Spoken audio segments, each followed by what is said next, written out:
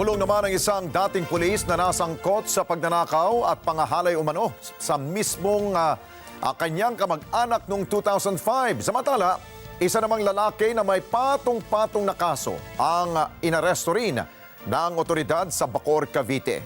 Report mula kay Jim Tejano, exclusive.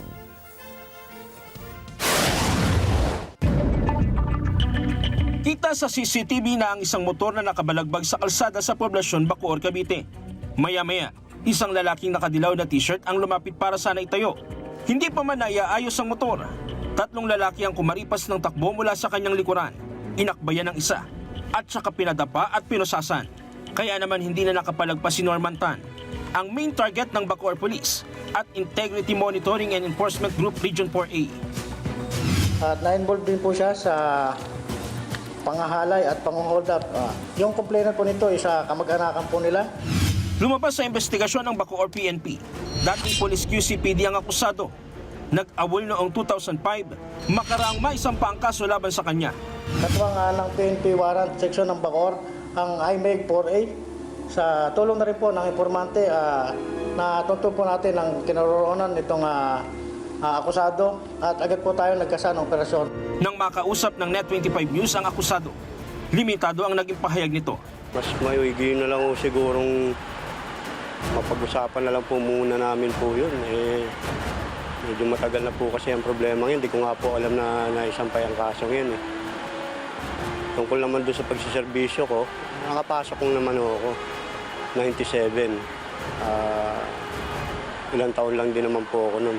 Kasong robbery with rape ang kinakaharap na kaso ni Tan. Isang lalaki naman ang inaresto ng mga pulis sa Mayapi, Bacoor, Cavite. Patong-patong na kaso ang kinakaharap ng akusado na kinilalang si Noel Pladiano alias Mawan. Po isang pusher na illegal drugs within sa 45 nitong Bacoor, Cavite rin po. Siya po rin yung nag-viral sa Facebook dahil suspect sa robbery snatching sa Las Piñas City. Therefore, upon verification, we found out na may existing warrant ito dito sa Bacoor for violation of Public Act 10591 or rather known as the illegal possession of firearm. Aminado si alias Mawan na gumagamit siya ng illegal na droga at siya rin ang isa sa nasa pool sa closed circuit television o CCTV sa Las Piñas City noong October 29, 2023 na nanghablot ng cellphone kung saan nag-viral pa ito sa social media. Bakit nagawa niyo yung time? Bakit niyo nagawa? Lipit lang po ako, kuya eh. Ano po? Lipit lang po ako. Masama po nagawa ko eh. Kaso lang, nandun na tayo eh.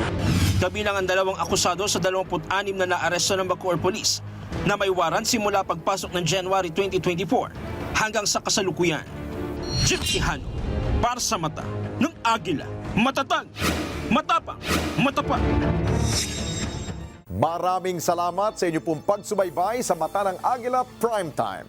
Para malaman ang matatag, matapang at matapat na mga balita, i-follow lamang at mag-subscribe sa @Net25 TV.